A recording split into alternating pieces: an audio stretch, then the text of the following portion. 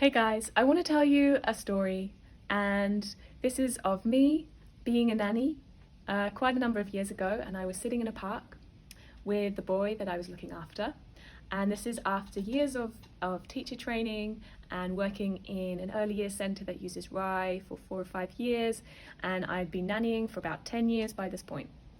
And I was sitting in the park and I was just peacefully watching the boy playing. He was totally lost in his imagination, and I felt these two people who were sitting on a bench nearby who knew I was the nanny and I wasn't the mum, and they were wondering why I wasn't engaging with him.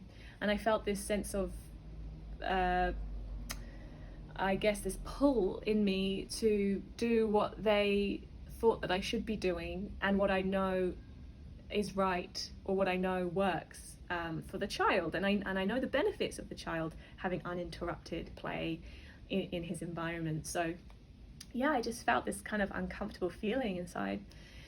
And then he ran and he ran, and then he fell and he splattered on the ground.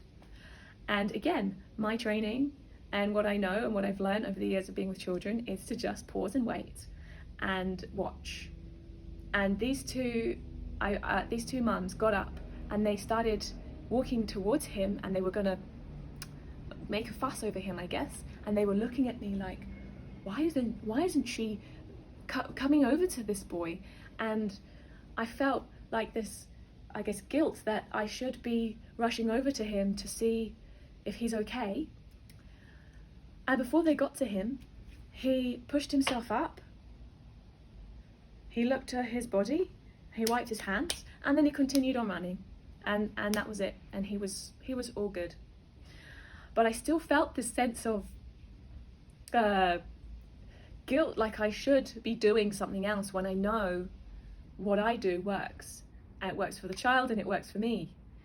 And so if you are feeling like that, if you use respectful care, if you use child-led learning, gentle, if you're in line with gentle parenting, or Montessori, Waldorf Steiner, Reggio Emilia, Pickler, any of these approaches, come talk to me, come join us at Peaceful Learning Collective, because that's what we're about. We're here to support you and for you to feel confident and know that what you're doing works.